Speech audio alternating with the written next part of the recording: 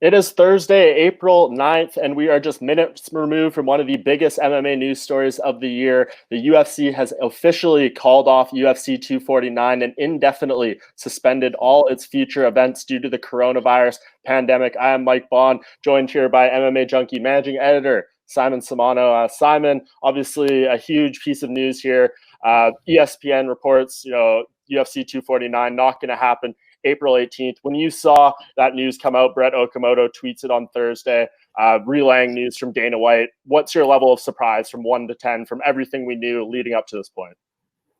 I'm not that surprised. I mean, I think the first thing I said to you when the news broke was it was inevitable. I mean, I just never understood how we were going to get to next Saturday with these fights happening, given the ever-changing climate that we're in with this coronavirus pandemic.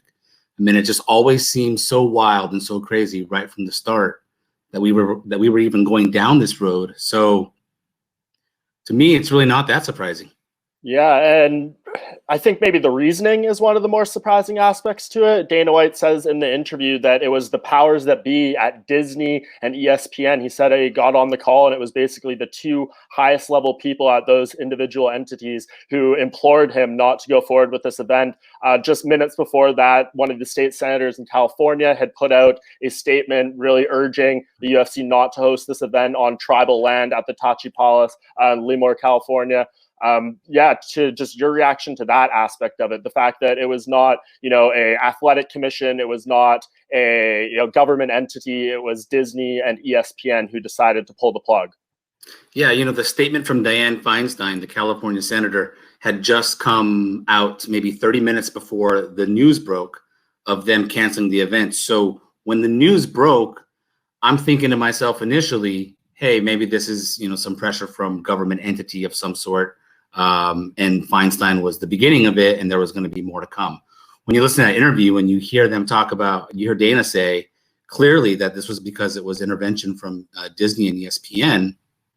To me, what does that say to you? I mean, what it says to me is, I think what a lot of people thought from the get-go was that, this was about money. This was about the UFC continuing with its schedule. Because they didn't want to lose the money that they were stood to make if they were to continue on with their schedule. And so that's the interesting part to me, is that it took Disney and ESPN to step in order for this to happen. I mean, what does that say to you that it was Disney and ESPN intervention that caused this, Mike? Yeah, basically, I think you hit on the head there. I mean, it was Dana White wanted to go forward from this. If you watch his interview with Brett Okamoto, the full 10 minutes or so, he was 100% ready to go. He even brought up the fact that if something had happened, government intervention or whatever in California, he claimed he had another location in his back pocket with apparently commission approval, local government approval, all the stuff. He made a pretty bold claim there. I'd be interested to know exactly what they had there. It's irrelevant now, but it seems like they were wanting to go on Dana White with all means. He mentioned very in passing too, he's like, maybe I could have put this event on Fight Pass and basically done it on their own and had no ESPN involvement. But I think he more or less kind of bowed down to the powers and maybe didn't want to risk souring that relationship. It was like the bridge too far there. Once that intervention was done, he was powerless, I think. That's really what it was. I mean, that's what it signals. It signals that he doesn't want to ruin the relationship that the UFC has with ESPN, with Disney. He talked really well about the partnership, and it's just interesting that it took for that to happen, for the intervention. Now, the thing that's interesting to me though is I didn't read or see a lot of stories from the media that were putting pressure on ESPN or Disney to make a move here. So I'd like to know where this came from Disney and ESPN. Yeah, I was thinking about that as well, and I was wondering maybe if it had anything to do with the Rose Namajunas situation. I mean, I know as of this Thursday on the morning, the UFC was still working on booking fights. They were, working on this event and stuff. So I don't know how quickly this whole thing really came down the pipeline, but I know it's just a little bit before this announcement, they were still, in business trying to make fights happen for, May cards, stuff like that. Then this Rose Namajunas news comes out that she had, lost 2 family members due to coronavirus related, stuff.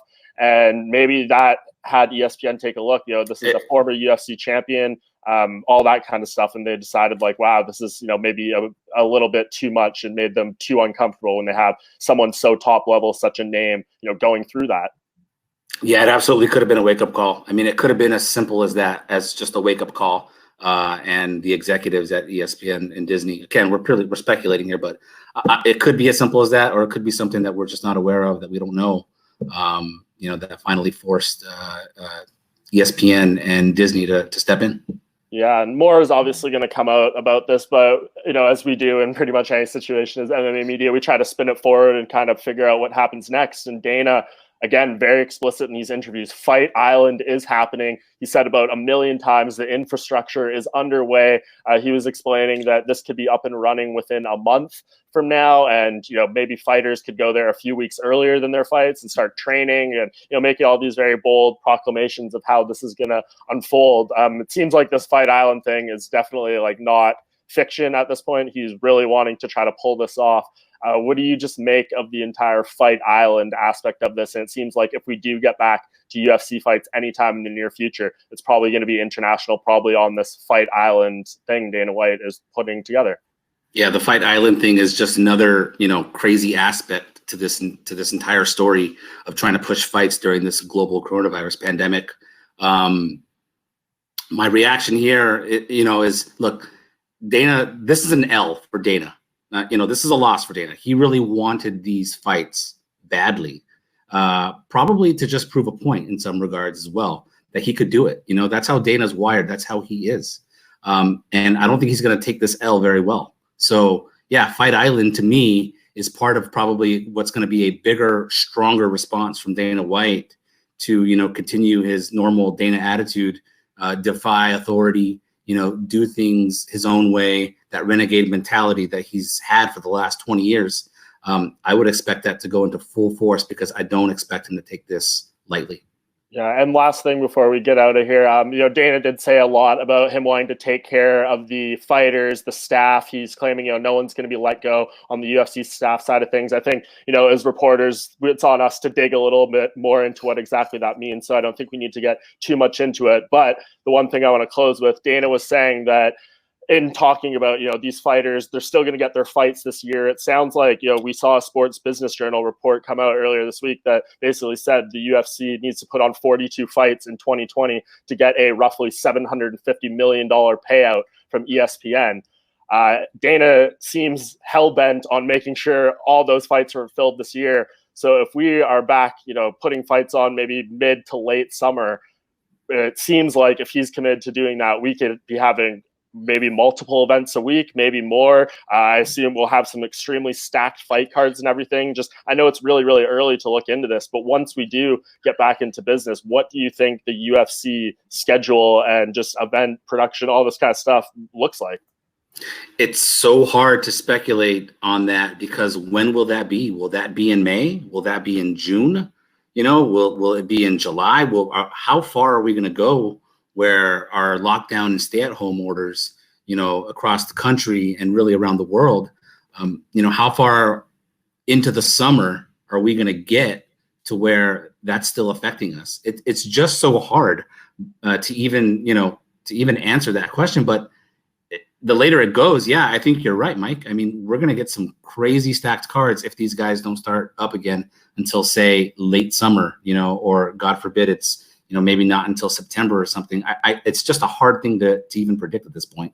Yeah, it's craziness. Well, this is kind of just the initial reaction. I think there's so many different, elements of this whole thing, so many different ways it's going to go, so many splinters of, how this is going to react on the fighters, media, fans, all that kind of stuff. But, we know MMA Junkie we should make one thing clear. The fighters and their insistence on wanting to fight, they don't deserve any blame for wanting to continue to fight. I think we know that's how fighters are wired, and they don't deserve any criticism for the fact that they wanted to keep going, keep doing their jobs. I mean, these guys are wired to be that way, right? They're fighters at heart. So I really would like that to be clear. Like, fighters, mutually exclusive of any sort of criticism that there may be out there of the UFC wanting to protect them. We realize that the fighters, of course, they want to fight. And I would just want to make clear that there shouldn't be any sort of criticism directed at their attitude towards that. Yeah, I completely agree. I mean, like you said, they're wired in a way where they're already putting themselves in harm's way as an occupation. So to be like, oh, one more potential risk in you getting to a fight, I don't think that is, going to be the earth-shattering type of thing for them. So nevertheless, the decision was kind of made for them. We're not going to see anyone in there anytime soon, but a lot going to happen in the follow to the story. And of course, we'll be here at MMA Junkie to provide you guys with all the coverage you need for, from head to toe for the next several months as we don't have events. So stay tuned for that. And I really appreciate you joining me with this, Simon. Thanks for having me.